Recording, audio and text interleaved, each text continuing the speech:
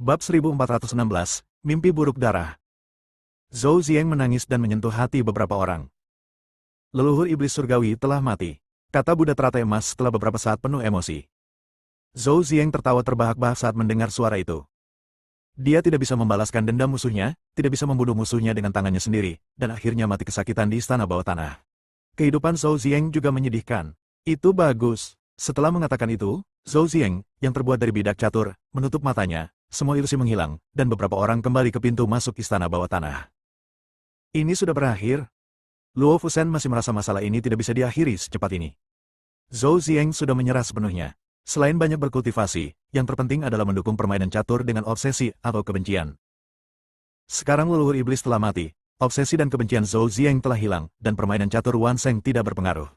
Permainan catur Wan Sheng dibagi menjadi dua bagian, hitam dan putih.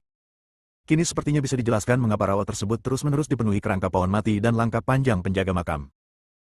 Pertama-tama, kedua hal tersebut ada, karena permainan catur itu diciptakan dan batu hitam itu dibuat, selama permainan catur itu masih ada, maka hal-hal itu akan ada selamanya dan terus-menerus. Sebagian besar bintik matahari terbuat dari benda mati dan tidak memiliki kesadaran. Bidak putih terbuat dari makhluk hidup, dan mungkin hanya ada satu orang di istana bawah tanah ini, Zhou Zieng. Dia membagi dirinya menjadi 4 bidak putih dan menjadikan Suanger, Linger, nenek moyang iblis langit, dan bidak catur Zhou Zieng. Tapi bidak catur putihnya kabur, sehingga serangannya akan runtuh, dan akan dapat berkumpul kembali setelah beberapa saat. Hal yang paradoks dari permainan catur Wan Sheng adalah tidak peduli hidup atau mati dalam permainan catur, tetap ada kehidupan yang kekal. Zhou Zieng akhirnya menjadi leluhur iblis surgawi, dan dia mungkin mengejek leluhur iblis surgawi. Untuk mendapatkan keabadian, dia dipenjara secara permanen selama masa hidupnya. Permainan catur ini adalah langkah yang sempurna. Hao Weiren juga dikejutkan dengan permainan catur Zhou Zieng. Permainan catur Wan Sheng adalah produk yang tabu. Buddha teratai emas sedang memegang tablet batu dengan tangannya.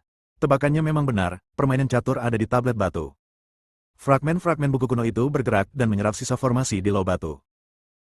Tubuh Buddha teratai emas bertanya, formasi permainan catur di Wan Sheng ini sangat indah, apakah Anda juga ingin menggunakannya untuk diri Anda sendiri? Pergerakan pecahan kitab kuno itu dianggap sebagai jawabannya. Tubuh dan pikiran Buddha teratai emas mengatakan bahwa meskipun dia sudah mati, dia masih hidup. Kebenaran dan kepalsuan dalam permainan catur belum ditentukan. Orang yang tinggal di luar permainan catur mungkin sudah lama meninggal, seperti nenek moyang iblis, dan bidak catur dalam permainan catur mungkin masih ada dalam bentuk lain. Misalnya, Suanger, baru saja melihat gerbang batu istana bawah tanah, Luo Fusen tidak senang, saya pikir saya sudah menjelajahi bawah tanah istana. Harta karun tersebut bisa segera kamu dapatkan, siapa sangka kamu akan berputar-putar dan kembali ke titik awal. Hao Weiren sedang melihat ke gerbang batu untuk melihat apakah ada misteri lainnya. Dia melihat tubuh dan tinju Buddha teratai emas yang kuat, ditutupi dengan hukum yang tidak diketahui, bercampur dengan energi jahat, dan meninju dengan keras ke arah gerbang batu. Pintu batu itu berguncang dan pecah dengan keras. Buddha saya berbelas kasih. Hao Weiren tidak tahu harus berkata apa. Masuk. Buddha teratai emas memimpin dalam melangkah ke istana bawah tanah ini. Bangunan istana bawah tanah kusam, dan jalan setelah masuk masih panjang. Karena penjaga makam telah dijadikan bidak catur, tidak ada hantu yang menjaga tempat tersebut. Beberapa orang langsung meluncur menuju lokasi inti. Klan Tianyao tidak dikubur di dalam tanah, tetapi dengan metode penguburan gantung. Begitu mereka memasuki posisi inti, ada banyak sekali benda gantung di atas kepala mereka. Ada tulang putih, secari pakaian, dan senjata yang menyertai ratusan pertempuran. Segala macam benda tergantung di sana. Tempat ini dipenuhi dengan warna hitam yang membusuk, tubuh Buddha teratai emas mengerutkan kening, nenek moyang iblis surgawi benar-benar menyerang istana bawah tanah ini. Formasi yang tersisa di tanah adalah mahakarya leluhur iblis surgawi, dan mereka telah diperas hingga bersih di sini. Setelah berjalan beberapa langkah lebih jauh, benda-benda yang digantung di atas adalah mayat-mayat yang telah kehabisan darah. Mayat-mayat ini semuanya digantung baru-baru ini, dan darah yang menetes ke tanah baru saja mengeras. Ini baru? Luo Fusen terkejut, tetapi melihat pembangunan istana bawah tanah, sepertinya belum ada seorang pun yang pernah ke sini. Tubuh Buddha teratai emas dengan cermat mengamati noda darah di sekitarnya, dan kemudian berkata, mayat-mayat ini adalah sesuatu yang aneh. Mereka mengulangi satu hal setiap hari, berendam dalam darah dan kemudian gantung diri. Setelah beberapa hari, mereka turun lagi dan berendam dalam darah lagi. Ada bekas jejak kaki dan darah yang terseret di tanah. Buddha teratai emas membungkuk dan mengukur ketebalan darah yang menggumpal di tanah dengan tangannya. Tidak ada yang perlu ditakutkan. Hao Weiren mengangkat alisnya, tidak peduli sama sekali dengan monster kecil seperti itu. Dan pusat lokasi inti. Ada peti mati Nanmu. Di tempat digantung seperti ini, peti matinya sangat canggung. Ayo pergi ke sana dan melihat. Luo Fusen menginjak kakinya dan terbang, siap untuk menyeberang. Tubuh Buddha teratai emas meraih Luo Fusen. Jangan pergi. Monster di sini tidak perlu dikhawatirkan. Yang perlu kamu perhatikan adalah pembekuan darah. Tubuh Buddha teratai emas menyipitkan mata ke tanah. Darahnya begitu kental sehingga jika Anda tidak memperhatikannya dengan cermat, Anda tidak akan tahu. Tempat di bawah kaki mereka bukanlah tanah, melainkan genangan darah. Ini adalah cenotaf. Tidak mungkin ada darah yang bisa direndam oleh roh ini. Selain itu, darah di tanah menggumpal secara tidak merata di tengahnya, jadi bukan ditaruh di atasnya, melainkan mengambang. Buddha teratai emas membuat gerakan diam, dan beberapa orang melompat untuk meninggalkan genangan darah. Dengan bunyi letupan, peti mati itu terbuka dengan sendirinya. Monster-monster yang terbalik itu membuka mata mereka dan melompat turun satu demi satu. Ada genangan darah di tanah di bawah kaki mereka. Di dalam peti mati, sebuah tangan ramping terulur dengan kuku yang tajam. Pucat dan tidak berwarna, hanya dengan satu gerakan, monster kecil itu menyerang tubuh Buddha teratai emas. Hao Weiren melambaikan tangannya untuk membunuh 11 monster kecil, tapi tiba-tiba disemprot dengan darah. Mual, Hao Wei sangat marah, sambaran guntur dan kilat diaktifkan, dan istana bawah tanah terguncang. Guntur dan kilat menyambar dan membelah seluruh genangan darah, darah berceceran di mana-mana, dan roh-roh mati di genangan darah, menjerit dan meratap. Monster-monster ini tidak memiliki niat membunuh sama sekali, jadi mengapa mereka harus membunuh mereka semua? Pemilik tangan itu perlahan berdiri dari peti mati, pakaiannya yang berlumuran darah berkibar di depan beberapa orang. Yang mulia, tubuh Buddha teratai emas menyipitkan matanya, tidak dapat merasakan alam orang di depannya. Dalam pertarungan, tubuh Buddha teratai emas tidak pernah menyerah. Tapi kenapa masih ada makhluk hidup di istana bawah tanah ini? Setelah mimpi buruk darah. Blood Nihmah tersenyum tipis, memandang beberapa orang tanpa membedakan antara kesedihan dan kegembiraan. Dalam fragmen buku kuno, Nihmah dan keturunan Nihmah adalah keturunan dari cabang tabu. Mereka tidak ditoleransi oleh surga pada awalnya. Saat tabu itu dilanggar, klan Nihmah lolos dari kendali. Sayangnya mimpi buruk tidak dapat mendukung setan, dan mereka tidak memiliki entitas. Orang yang mengkultivasi dirinya sendiri sangat membenci mimpi buruk. Makhluk ini bukanlah monster atau iblis. Ia dapat menyelinap masuk secara diam-diam dan membunuh orang. Mimpi buruk berdarah bahkan lebih sulit untuk diatasi dalam mimpi buruk. Tidak jarang muncul di istana bawah tanah sekarang, yang semakin membuktikan bahwa ada harta karun di istana bawah tanah ini. Kamu hidup dalam mimpi seperti mimpi buruk, sampai parasit itu mati dan mencari inang baru, tetapi kamu telah bertahan lama di istana bawah tanah ini, dan kamu masih memiliki tubuh fisik. Suara Buddha teratai emas menjadi lebih dingin saat dia berbicara. Dengan tinju yang keras, dia langsung menggunakan seni senjata surgawi. Bab 1417. Menggunakan darah dari genangan darah sebagai tentara, mereka berubah menjadi manusia berdarah yang tak terhitung jumlahnya, bergegas menuju mimpi buruk darah. Semburan guntur dan kilat datang, genangan darah berguncang, dan istana bawah tanah hampir hancur. Blood Nihmah tidak menyangka pemuda ini akan bergerak begitu cepat sebelum dia bisa mengeluarkan Nihmagu. Pria ini sudah mengetahui pikirannya. Sekarang kamu di sini, jangan pernah berpikir untuk pergi dari sini, jadilah makananku. Blood Nihmah memandang beberapa orang, Yuan Ying, benih Tao yang kental, dan orang-orang yang berkuasa. Ceka, orang-orang yang masuk ke istana bawah tanah semuanya adalah orang-orang yang mampu. Binatang budak darah itu mengaum. Angin berdarah bertiup, dan darah di genangan darah mengembun menjadi monster aneh. Ia mengeluarkan semburan raungan, mengguncang posisi intinya. Semua benda yang tergantung ditekan satu demi satu dan dihancurkan menjadi abu. Blood Nihmah melangkah ringan, menghindari serangan pria berdarah itu, dan menyipitkan mata ke tubuh Buddha teratai emas Anda. Manusia bukan manusia. Buddha bukan Buddha, iblis bukan iblis, ini menarik. Jika saya menyerap semuanya dari Anda, maka kekuatan pasti akan menjadi abadi sejati. Dia mengulurkan cakarnya yang panjang dan berdarah dan bergegas menuju tubuh Buddha teratai emas. Tubuh Buddha teratai emas tetap tidak bergerak, menunggu mimpi buruk darah datang. Tubuh Buddha teratai emas memadatkan kekuatan iblis, dan kekuatan Buddha ada di tangan kanan, yang berisi beban tanah dan kayu. Ia menghantam bagian depan mimpi buruk darah dengan pukulan yang kuat. Blood Nihmah menjerit, menutupi wajahnya yang cacat, dan kabut hitam menyebut sekelilingnya, mengelilingi beberapa orang. Jika kamu tidak makan roti panggang, kamu akan didenda dengan anggur. Mati saja dalam mimpimu. Tidak, mimpi buruk darah telah mengaktifkan kota yang hilang. Luo Fu terkejut, dan sekarang sudah terlambat untuk bereaksi. Kota yang hilang adalah fungsi mimpi buruk yang diaktifkan untuk banyak orang. Jika Anda tersesat di kota yang hilang, Anda akan tidur selamanya dan menjadi makanan bagi mimpi buruk darah. Buddha teratai emas dilindungi oleh hukum untuk mencegah kabut hitam meresap ke dalam tubuh dan pikiran. Mimpi buruk darah telah menghilang setelah mengaktifkan keterampilannya. Dewa Luofu, Hao Weiren, dan lainnya menghilang. Buddha teratai emas berjalan sendirian di jalanan kota yang kosong, dengan angin gelap di belakangnya, berbagai suara datang darinya, dan ratusan hantu melolong. Diam! Buddha teratai emas meraung dengan suara yang dalam, dan suara-suara itu membuat takut. Ratusan hantu ketakutan. Dari mana asal-usul pria ini? Auranya sangat menakutkan. Kota yang hilang selalu menjadi tempat di mana mereka sombong. Apakah ini kekuatannya? Apakah kamu masih berbicara omong kosong? Blood Nihmah, Aku khawatir kamu melayang. Buddha teratai emas berjalan lama tanpa melihat bayangan, dan dia sedikit tidak sabar. Jadi saya mengeluarkan beberapa teknik dan mengebom semuanya sekaligus. Seluruh kota yang hilang berdering, seolah-olah sedang menghadapi bencana. Tunjukkan padaku hantu apapun. Buddha teratai emas berteriak dengan keras, dan semua hantu kembali menyusut di sudut. Tubuh Buddha teratai emas menatap hantu yang bersembunyi di suatu tempat, dan sambaran petir menyambar. Hantu itu menjerit dengan keras, dan menghilang sepenuhnya dalam semburan asap hitam. Bukankah ini dikatakan sebagai mimpi buruk semua orang? Selain kabut di kota yang hilang, penerapan oklusi juga tidak jelas, dan dia tidak dapat melihat apapun. Di pojok, kelompok pelapor hantu yang belum ditemukan tubuh Buddha teratai emas meratap, dari mana asal-usul iblis ini. Energi hitam di tubuhnya begitu berat. Mimpi buruk darah telah mengamati kota yang hilang. Ketika dia melihat kemunculan 100 hantu, dia mengutuk, tidak ada gunanya menindas yang lemah tapi takut pada yang kuat. Setelah mengatakan itu, dia berubah menjadi seorang wanita tua berambut putih. Berjalan menuju tubuh Buddha teratai emas. Buddha teratai emas merasa bosan dan tidak bisa bertemu orang lain. Ketika dia melihat sosok yang tidak menentu di jalan, bola api fosfor hampir menyulut wanita tua yang menyamar sebagai mimpi buruk darah. Blood Nihmah pandai menciptakan mimpi dan dapat melihat kelemahan hati manusia, menggunakan ketakutan dan teror untuk membuat pemimpi mengembara dalam kesakitan neraka. Namun ketika ia menoleh, ia tidak menemukan bahwa tubuh Buddha teratai emas takut pada apapun. Ini sulit. Siapa kamu? Siapapun yang bisa muncul di kota hilang pasti bukan orang baik. Anak muda, aku tidak punya niat buruk terhadapmu. Aku hanya ingin mentraktirmu minum teh. Kedai tehku tidak jauh. Blood Nihmah melambaikan tangannya, dan ada kedai teh kedua di jalan. Buddha teratai emas melihatnya sekilas, dan mulai berakting dengan Blood Nihmah.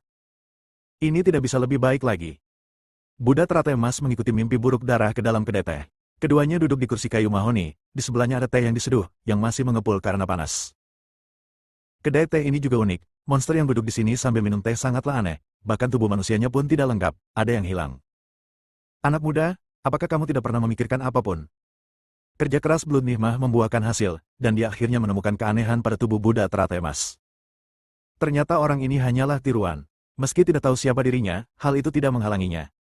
Buddha teratai emas waspada, memegang cangkir dan berpura-pura minum teh. Teh dituangkan ke lantai. Saat teh jatuh ke tanah, muncul kepulan asap tebal dan udara hitam. Apa masalahnya? Pernahkah kamu berpikir untuk menggantikan pria itu? Blood Nihmah menyipitkan mata ke tubuh Buddha teratai emas, mencoba membaca keserakahan di wajah tubuh Buddha teratai emas. Wajah Buddha teratai emas tidak berekspresi, dan dia tahu di dalam hatinya bahwa mimpi buruk darah telah terlihat melalui teknik cloningnya, tetapi ini memiliki pengaruh yang kecil. Selama orang ini mati, tidak akan ada yang tahu. Tubuh Buddha teratai emas sudah menjadi pembunuh, tetapi dia masih ingin bermain dengan wanita tua itu untuk sementara waktu, jadi dia berpura-pura mengerutkan kening dan tampak bijaksana dan serakah, maksudmu aku bisa menggantikannya. Iya, kenapa kamu tiruannya? Atau kamu bisa memikirkannya, kamu bisa membunuhnya dan menggantikannya. Suara Blood Nihmah memesona dan dapat menginspirasi keserakahan dan keinginan di hati orang-orang. Tapi dia meremehkan orang di depannya. Tubuh Buddha teratai emas bukanlah manusia, itu kejahatan. Mata tubuh Buddha teratai emas bergerak, dan mimpi buruk darah mengulurkan tangannya dan tersenyum. Ayo. Kemarilah, aku akan memberitahumu caranya. Tubuh Buddha teratai emas bekerja sama, dan tiba-tiba mimpi buruk darah itu mengulurkan tangannya yang berkuku panjang dan meraih gerbang kehidupan tubuh Buddha teratai emas. Buddha teratai emas tetap tidak bergerak dan menamparkan mimpi buruk darah dengan punggung tangannya. Wajahnya berubah bentuk setelah dipukul, dan tiba-tiba kembali ke bentuk aslinya. Aku sudah tahu itu kamu. Juga, aku tidak pernah mengingini apa yang kamu katakan, karena aku adalah dia dan dia adalah aku. Blood Nihmah ingin lari, namun dicengkeram oleh pergelangan kaki Buddha teratai emas. Seluruh tubuhnya ditendang seperti bola, bergerak ke atas dan ke bawah hingga daging dan darah Blood Nihmah menjadi kabur. Tubuh Buddha teratai emas tidak bermaksud melepaskan mimpi buruk darah dengan mudah, melainkan melemparkannya ke tanah, lalu menempelkan hukum kedua kekuatan tersebut dan mengenai mimpi buruk darah. Pahlawan, selamatkan hidupmu. Blood Nihmah berteriak, dia tidak bisa tertidur, tidak bisa mencapai kondisi tak terkalahkan, dan hanya bisa dipukuli secara pasif saat ini. Apakah ini benar-benar kekuatan jiwa yang baru lahir? Ini setara dengan menjadi kuat sampai batas tertentu. Tubuh Buddha teratai emas berhenti, dan dia secara acak membentuk teknik guntur dengan tangan kanannya. Guntur dan kilat melilit tubuh Buddha teratai emas, siap menyerang. Blood Nihmah telah dihancurkan sejak lama. Jika bukan karena kebosanan kota yang hilang, 3 gerakan tubuh Buddha teratai emas pasti akan membuat jiwa Blood Nihmah terbang menjauh. Harta karun indah apa yang tersembunyi di istana bawah tanah ini, bukankah begitu? Ingin memiliki semuanya untuk diri Anda sendiri. Tubuh Buddha teratai emas tersenyum, yang sebanding dengan tingkat neraka. Blood Nihmah yang ketakutan berlutut di tanah dan bersujud, dan butuh waktu lama sebelum mulai bergetar. Bab 1418 Manik Konsentrasi. Saya harus mengatakan bahwa tubuh Buddha teratai emas terlalu jahat. Kekuatan hukum ditambah kekuatan iblis, serta aura tidak menyenangkan, sungguh menakutkan. Untuk menyelamatkan nyawanya, Blood Nigma hanya bisa mengangguk dan membungkuk kepada Buddha teratai emas, dan kemudian dengan cepat mengambil alih kota hilang sebagai orang mesum. Luo Fusen menderita mimpi buruk. Ketika dia sadar kembali, dia sedikit terkejut. Dia melihat mimpi buruk berdarah dan mencambuknya dengan cambuk. Cambuk itu berputar mengikuti angin, dan juga memiliki kekuatan hukum yang melekat padanya. Begitu cambuk itu jatuh, retakan muncul di tubuh mimpi buruk darah itu. Dia segera berlutut dan memohon belas kasihan, pahlawan, tolong selamatkan hidupmu. Jika kamu terus bertarung, entitas fisikku akan hilang. Buddha teratai emas menatap mimpi buruk darah yang berlutut di tanah. Kamu tadi sombong sekali, sekarang kamu tahu siapa yang kuat. Hao Weiren juga bersenandung dan mengangkat alisnya. Mimpi buruk berdarah ini seperti anjing yang mengandalkan kekuatan manusia, dan sekarang dia bahkan berperilaku lebih baik daripada anjing kuning besar. Anjing kuning besar itu menggigit lengan Hao Weiren dengan ketidakpuasan, dan Hao Weiren berteriak, "Aku tidak memberitahumu." Blood Nigma memimpin, dan beberapa orang melintasi genangan darah dan menemukan area di bawah genangan darah. Ada pohon muda yang subur, dikelilingi aura jahat dan semburan kilau. Namun, itu adalah cahaya dari benih dan hukum Tao. Mata Hao Weiren bergerak dan dia hendak mendekat tetapi merasakan kekuatan tolak yang sangat besar. Hal yang sama terjadi ketika Buddha teratai emas mendekat. Tidak hanya dia tidak bisa mendekat, dia juga diserang oleh gelombang ombak dari pohon muda tersebut. Untungnya, pecahan buku kuno itu muncul dan menyerap kekuatan pohon tersebut. Setelah beberapa saat, sepotong teks muncul di penggalan buku kuno, pohon Dewa Iblis. Jika Dewa Iblis laut terlahir kembali, pohon ini akan menjadi pohon perlindungan. Dikte, Gao Dasang, Buddha teratai emas bertanya, haruskah saya menghancurkan pohon itu dan menghilangkan hukum serta benih Tao? Potongan-potongan buku kuno itu hampir pingsan karena marah dan gemetar karena protes. Tubuh Buddha teratai emas baru saja berbicara, dia melihat buah kecil tergantung di pohon. Karena kekuatan dari buku kuno yang terfragmentasi, tubuh Buddha teratai emas dapat melihat pohon Dewa Iblis. Buah kecil yang dipetiknya memancarkan 5 warna. Kecemerlangannya adalah ramuan Dewa Iblis, dan kekuatan iblisnya berlimpah. Meskipun tubuh Buddha teratai emas memiliki sifat iblis yang sempurna, ia masih dapat memperoleh kekuatan iblis, jadi dia menelan makanan tersebut tanpa berpikir. Setelah memakannya sejenak, tubuh Buddha teratai emas merasakan sensasi terbakar yang tak ada habisnya, dan aliran energi yang terus-menerus mengalir dari dantian, berkumpul ke dalam tendon, dan bahkan mengalir keluar dari tubuh. Kekuatan iblis, kekuatan Buddha, kekuatan yang tidak menyenangkan, ditambah dengan kekuatan ramuan ini, tubuh Buddha teratai emas dengan cepat mengedarkan kekuatan spiritual dalam tubuh untuk mencerna dan menyerap ramuan tersebut. Istana bawah tanah mulai bergetar, dan Luo Fusen mengerutkan kening, istana bawah tanah akan runtuh, ayo cepat pergi. Buddha teratai emas duduk tak bergerak di sini. Hao Weiren ingin melawannya dan melarikan diri, tetapi dia tidak bisa mendekatinya. Biksu Fuseng. Luo Fusen melihat sesuatu mengenai tubuh Buddha teratai emas. Inti dari pohon Dewa Iblis harus dimurnikan sesegera mungkin. Tubuh Buddha teratai emas telah merasakan energi yang sangat besar dari intinya. Tubuh Buddha teratai emas bisa meledak dan mati. Dia memasuki mode meditasi, dan lapisan pelindung yang dibentuk oleh hukum muncul di tubuhnya. Istana bawah tanah berguncang, batu-batu berjatuhan, dan Buddha teratai emas samar-samar mendengar suara Luo Fusen. Batu-batu besar itu jatuh dan menimpanya, dan akhirnya batu itu hancur karena hukum. Melihat ini, Hao Weiren membuka jalan dan membawa beberapa orang keluar, meninggalkan Buddha teratai emas sendirian di istana bawah tanah. Dia percaya bahwa tubuh Buddha teratai emas dapat mengatasinya. Istana bawah tanah runtuh, dan rawa juga terkena dampaknya. Terdengar suara menderu, dan kerangka pohon mati menjerit berulang kali, dan menghilang sepenuhnya. Luo Fusen menangkap mimpi buruk darah itu dan berkata, apa yang terjadi? Blood Nigma merasa bahwa dia tidak beruntung selama 8 kehidupan bertemu dengan sekelompok orang ini.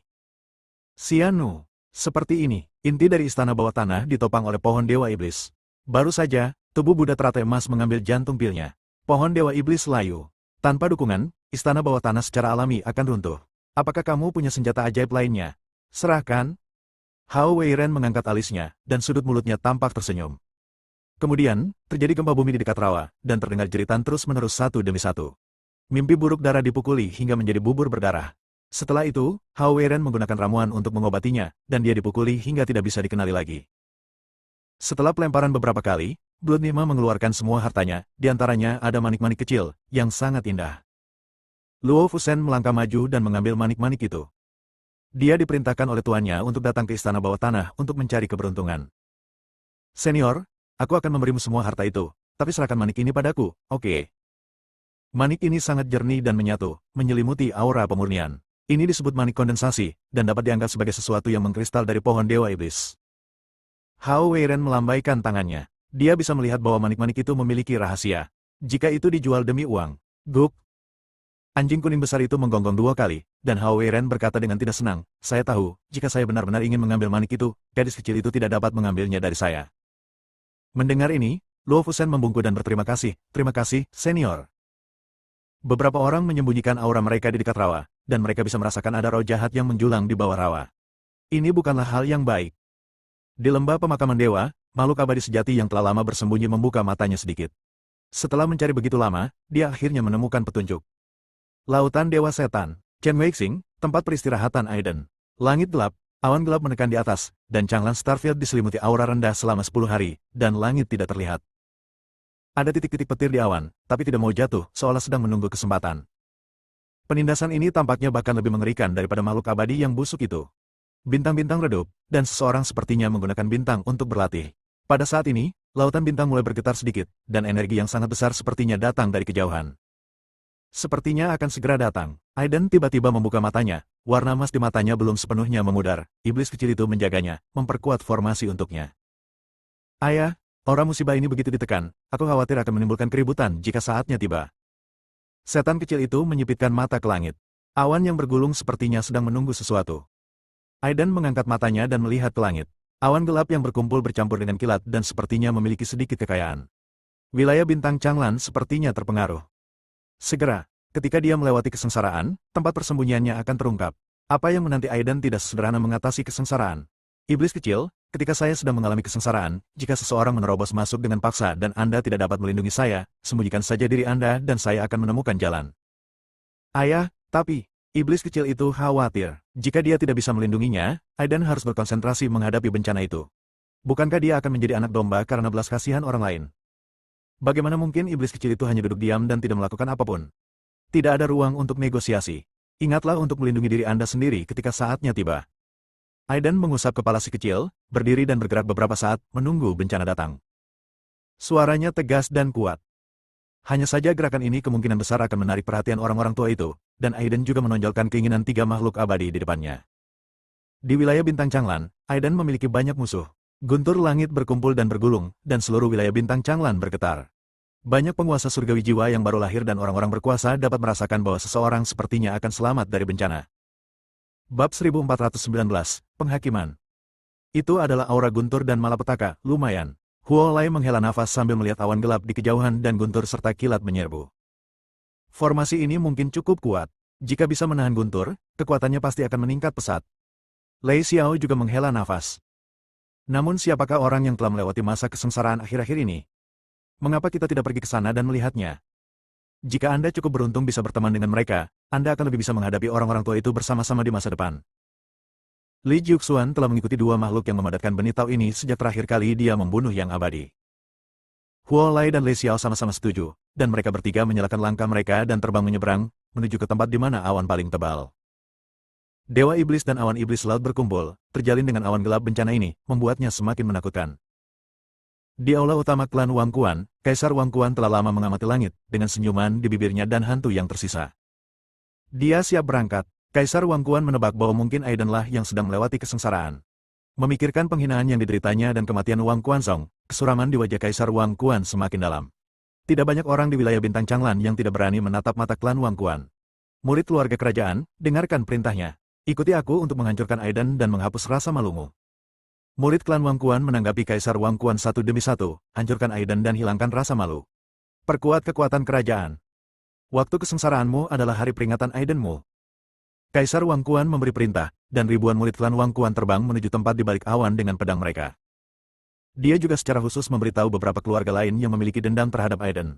Untuk sementara, banyak orang dan iblis diliputi amarah dan bersiap mengambil kesempatan ini untuk membuat Aiden tidak pernah kembali. Telah terjadi keributan yang begitu besar, bahkan orang-orang abadi sejati yang telah terlalu lama membusuk tidak akan mengetahuinya. 14 makhluk abadi sejati menyadari kesengsaraan ini. Kekuatan tak berujung yang tersembunyi di awan, dengan aura hukum waktu, membuat beberapa makhluk abadi siap bergerak. Jika Anda memperoleh hukum waktu, Anda bisa hidup selamanya.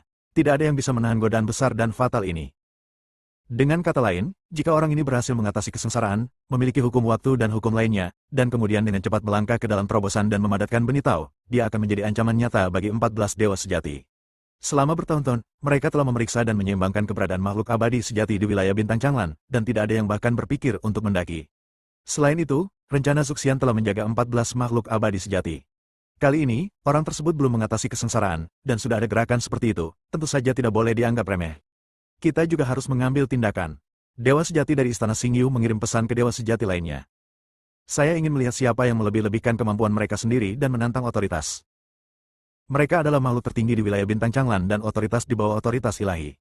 Di dekat Chen Weixing, semuanya tenang dan damai. Guntur pertama melanda, dan Chen Weixing hampir tidak tahan dan hampir hancur. Aiden sedang duduk bersila di puncak gunung yang tinggi. Guntur menderu dalam waktu yang lama, membawa kekuatan yang sangat besar dan sangat mendominasi. Guntur pertama, bercampur dengan aura keras, perlahan turun. Aiden mengertakkan gigi, melepaskan formasi, dan menahan Guntur. Guntur dari langit hanyalah permulaan, dan telah membuat bintang-bintang bergetar. Situasi berubah secara dramatis. Angin kencang, dan hujan darah turun dari langit, dan sangat mengejutkan untuk disaksikan. Setan kecil itu melindungi hukum, dan sudah merasakan firasat buruk. Umumnya, ketika terjadi bencana alam, betapapun mengerikannya auranya, tidak akan terjadi hujan darah. Sayang sekali Aiden memejamkan mata dan tidak bisa melihatnya sama sekali. Setelah gerakan menderu dan ganas, awan gelap berkumpul semakin ganas, dan seluruh langit tampak terciprat tinta. Warna-warna yang tebal dan menindas membuatnya tercekik. Itu Chen Weixing. Ada gelombang fluktuasi, dan bidang bintang Changlan diguncang secara tidak teratur oleh susunan gelombang. Bintang-bintang di dekatnya yang dekat dengan Chen Weixing juga mulai menurunkan hujan darah. Kaisar Wang Quan menyipitkan matanya. Dia telah lama menunggu kesempatan ini. Ikuti aku ke Dusty Star. Setelah suara Wang Quan Huang turun, semua murid menanggapi dengan penuh semangat. Partikel debu bergerak, dan rekan Tao ini sedang menghadapi bencana. Saya tidak tahu apakah dia bisa menahannya. Beberapa penguasa surgawi jiwa yang baru lahir diam-diam khawatir bahwa kesengsaraan surgawi mereka tidak pernah begitu sombong. 14 makhluk abadi sejati bergerak sekaligus, mengirimkan keinginan abadi mereka yang sebenarnya satu demi satu, merobek celah besar dari ruang dan waktu dan melintasinya. Ketika badai petir kedua mendarat, bintang debu memancarkan cahaya merah berdarah, yang terlihat sangat aneh. Seluruh bintang debu ditelan lautan api, terbakar dengan amukan api, dan seluruh bintang terpantul dalam warna merah. Tempat di sebelah Chen Weixing sudah ramai dikunjungi orang. Keluarga besar yang dipimpin oleh keluarga kerajaan berkumpul, dan mereka semua ingin memanfaatkan kesempatan ini untuk melenyapkan Aiden. Angin dan awan berkumpul, dan segala jenis monster melolong, mengguncang langit dan bumi, dan membuat khawatir bintang-bintang. Saat ini, guntur tingkat kedua masih terus menyambar, menunggu kesempatan. Terjadi ledakan lagi, dan langit dipenuhi cahaya putih bercampur udara hitam dan cahaya merah yang aneh. Namun, guntur tersebut tidak jatuh, malah melayang di langit dalam waktu yang lama dan menghantam lubang hitam. Apakah ini guntur ketiga?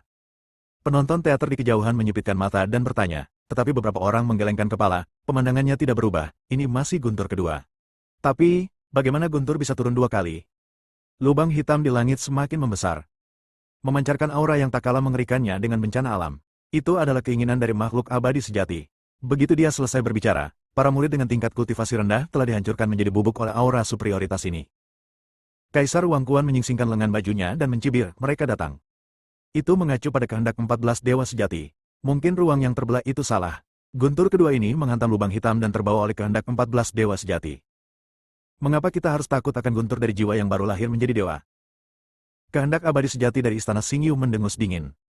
Bintang berdebu itu terbungkus api langit, dan Xiao-Xiao pasti ada di dalam.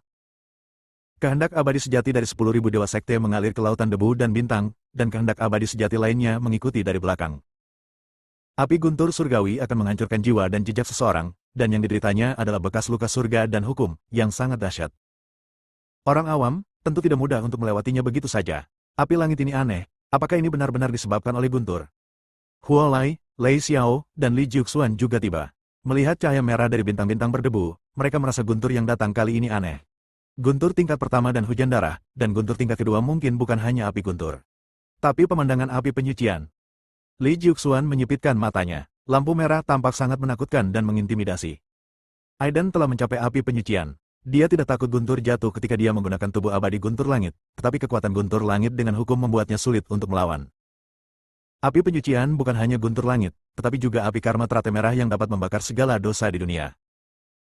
Api iblis ungu, api teratai merah-merah, api guntur langit merah cerah, api beracun hijau, dan api dingin biru muda berkumpul, dan banyak monster lava muncul dari waktu ke waktu, mengaum dan bergegas menuju Aiden. Senjata surgawi Jue. Aiden menggunakan api untuk mengubah senjata dan senjata surgawi menjadi pedang besar, menebas monster di tengah. Bab 1420, Ketidakpuasan.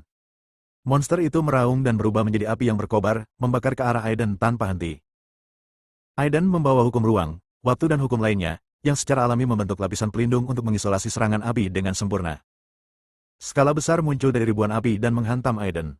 Aiden bangkit dan melompat untuk menghindarinya, berdiri di atas batu besar. Pertimbangan. Aiden secara alami tahu bahwa diferensiasi jiwa yang baru lahir menjadi para dewa memerlukan penilaian diri dan penimbangan surgawi. Tapi, bagaimana keseimbangan yang sah ini, yang jelas-jelas digunakan untuk menilai keabadian sejati, bisa muncul di sini? Seperti namanya, persidangan adalah untuk melepaskan masa lalu orang yang memupuk keabadian. Surga akan menilai berdasarkan pengalaman hidupnya. Jika persidangan gagal, Guntur akan ditarik abadi dalam hidupnya. Tetapi hukum surga telah ada selama hampir 10.000 tahun, dan untuk beberapa alasan, hukum tersebut secara alami tidak mengadakan ujian pada saat kesengsaraan. Akhirnya, yang abadi akan dihakimi dalam kesengsaraan surgawi. Aiden baru saja menerobos jiwa yang baru lahir, bagaimana dia bisa dihakimi? Penilaian ini sangat aneh. Aiden tidak boleh menganggap entengnya, dan dia memiliki hati nurani yang bersih. Setan kecil itu mengoperasikan formasi isolasi di dekatnya untuk mencegah orang asing mendekat. Dengan keras, formasi itu pecah, tersapu pasir dan batu yang berterbangan, dan angin kencang menderu-deru. Di bawah tekanan fusi yang mengejutkan, tekanan yang mengerikan itu menghancurkan setiap tanaman dan pohon di bintang berdebu itu. Apa? 14 kehendak abadi sejati telah tiba. Setan kecil itu berkata dengan ngeri, mengingatkan Aiden yang sedang mencoba yang terbaik untuk menghadapi api penyucian. Kehendak Tianlei dan 14 dewa sejati hanya memikirkan satu orang. Itu Aiden. Ini tidak diragukan lagi memberi tekanan lebih besar pada Aiden. Nak, selamat, kamu akan mati dalam guntur kedua. Dewa sejati istana Xingyu tertawa keras dan mengulurkan tangannya untuk menyerang Aiden. Aiden berbalik dan memanggil iblis kecil itu kembali. Ini terlalu awal. Dia melompat untuk menghindar, dan serangan dari kehendak abadi sejati melewati wajahnya, menyebabkan separuh wajahnya membusuk. Pada saat ini, bola api mengambil kesempatan untuk menyerang, mengenai dantian Aiden. Kehendak keabadian sejati dari 10.000 dewa sekte dimobilisasi bersama dengan keinginan lainnya. Ledakan eksplosif akan segera terjadi, dan aura yang menghancurkan segala sesuatu turun. Waktunya lambat. Kehendak abadi sejati bergerak cepat. Kaki Aiden dilalap api saat ini dan tidak bisa memantul. Dia hanya bisa menggunakan hukum waktu untuk memperlambat kecepatan kehendak abadi sejati. Namun, senjata surgawi Jue mengumpulkan puluhan ribu prajurit surgawi dan semuanya terikat pada kehendak abadi sejati. Itu dia. Kehendak abadi sejati dari 10.000 dewa sekte mencibir. Wah, menurutmu apakah prajurit udang dan kepitingmu bisa menjebak kami? Sekte 10.000 abadi melambaikan tangannya, dan dalam sekejap puluhan ribu tentara surgawi terlibat dalam badai tersebut, dan api di dekatnya juga bercampur dalam badai, menggembung dan bergerak. Skala penghakiman masih berlanjut. Aiden ditekan oleh skala tersebut dan tidak bisa bergerak. Sekarang dia telah menjadi target hidup, tapi dia tidak pernah takut pada apapun. Bahkan jika aku hanya memiliki kekuatan ini, aku dapat dengan mudah mengendalikan keinginan dari makhluk abadi sejati. Namun, kamu menyerang secara diam-diam saat junior ini sedang mengalami kesengsaraan, jadi kamu tidak bisa disebut sebagai makhluk abadi sejati. Aiden mengertakkan giginya, mengumpulkan guntur langit dengan kedua tangannya, menggabungkan kekuatan Taiyin dan hukum api buah untuk menyerang. Kehendak dari makhluk abadi yang sejati setengah terbunuh oleh kata-kata Aiden. Mereka tidak bisa disebut makhluk abadi yang sejati. Kata-kata karet. Kehendak makhluk abadi lainnya juga bergerak satu demi satu, dan beberapa orang menyerang Aiden dari sayap. Skala penghakiman bersinar terang, dan sesosok tubuh besar keluar dari api. Dia melirik dewa sejati ke-14 dengan acuh tak acuh, tidak ada orang yang tidak relevan yang boleh muncul selama persidangan. Hakim melepaskan tekanan, dan semburan udara mendorong keinginan 14 dewa sejati keluar dari lingkup api penyucian. Setelah itu, penghalang dibangun di luar api penyucian. Itu hakimnya. Li Jiuxuan juga bertemu dengan hakim untuk pertama kalinya, dan kemudian dia merasakan datangnya keinginan abadi yang sejati. Apakah orang-orang tua itu juga ada di dekat sini? Lei Xiao terdengar waspada dan memasuki kondisi waspada. Saya pikir mereka mungkin pergi ke kesengsaraan surgawi Aiden dan akhirnya dikalahkan oleh hakim. Huo Lai tersenyum. Orang-orang tua itu telah lama menutupi langit di wilayah bintang Changlan, dan mereka mengira mereka lah langit. Mereka takut lupa bahwa untuk menjadi dewa abadi atau kaisar abadi, mereka perlu diadili oleh hakim. Penghakiman adalah mata surga. Kekuatannya tidak kalah dengan kaisar abadi. Tao mengikuti langit, surga mengikuti bumi, dan bumi mengikuti alam. Segala sesuatu, bintang, bidang bintang, dan alam semesta berada di bawah pengawasan surga, dan penghakiman juga penting. Tidak ada kebaikan dan keadilan tertinggi di dunia, juga tidak ada kejahatan dan dosa tertinggi. Setiap orang di dunia memiliki sisi baik dan jahat.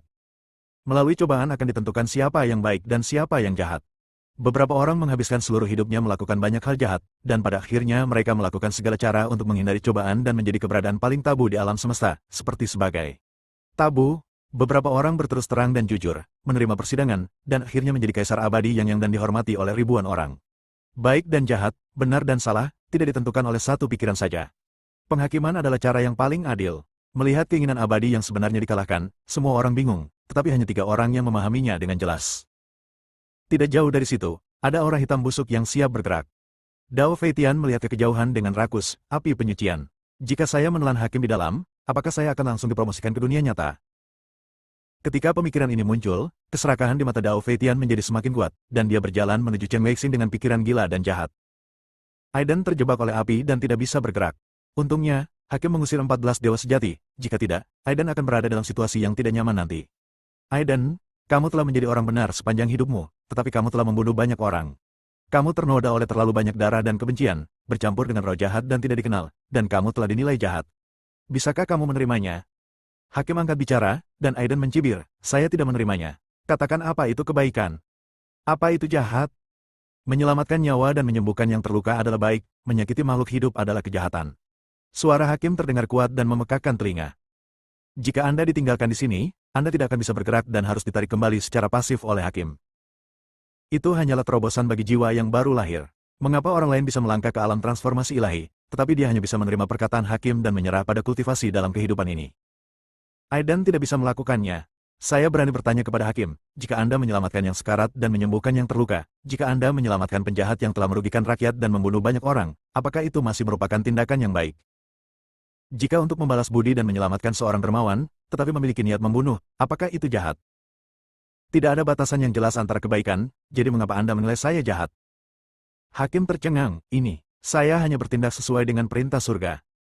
Kalau begitu biarkan orang jahat hidup bebas dan bahagia dengan lapisan kulit palsu di tubuhnya. Tapi kalau diperhatikan baik-baik, saya sebenarnya jahat. Aiden tidak pernah menjadi orang yang menyerah pada takdir. Dia jujur, murah hati, dan berperilaku benar. Semua yang dia lakukan adalah tindakan keadilan, dan orang yang dia sakiti pastilah seseorang yang melakukan kejahatan keji. Lalu bagaimana jika tanganku berlumuran darah yang tak terhitung jumlahnya? Itu jauh lebih baik daripada mereka yang merugikan dunia dan kemudian berusaha menyelamatkan 2 atau 3 orang dengan niat palsu, menipu hakim dan menipu jalan surga. Bersambung.